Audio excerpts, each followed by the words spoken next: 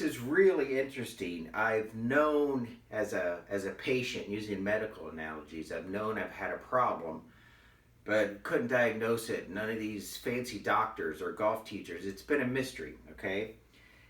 Now I figure out what's going on. So I finally did some side-by-side photos of, I'm looking at these elite players who get extreme speed, Drew and Milo and Cam Champ. And they've got this, and even Brooks Koepka on tour and stuff. What they all do is they get external rotation of the upper arm, which drives the elbow. So they get this really nice position here. And I'm thinking, well, how do you get that? Because my problem I noticed at P5, okay, so let's look at the left arm horizontal. When my left arm is horizontal, my shoulders are still closed.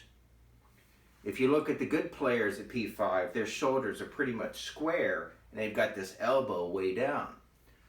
That was the big realization. So then I just started to figure, well, how do you do that?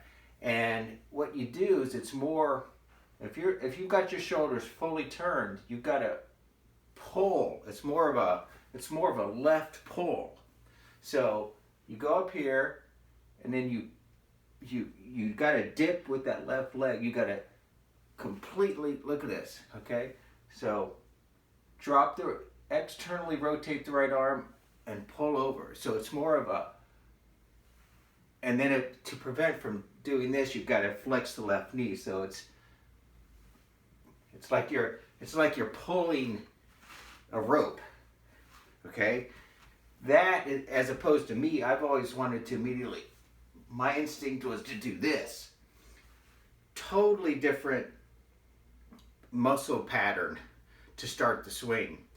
And now I understand, now that I know that, I see why certain people are teaching to, like, look at George Gankus. He's always got his assistants pulling the left arm around, and George Gankus told me that, hey, your shoulders are too closed here, you know. So, and there's all sorts of tips. So now I'm starting to see why people are teaching it the way they're doing. In order to prevent slices as a kid, I had to do this really inside out swing, which does this, so I wouldn't slice it. So that's why everything, so here's what I'm doing. If you get to the top, nice, elevated, the hips in the right position, the legs straight, you're pretty tall, then it's a pull to the left move. Pull to the left move.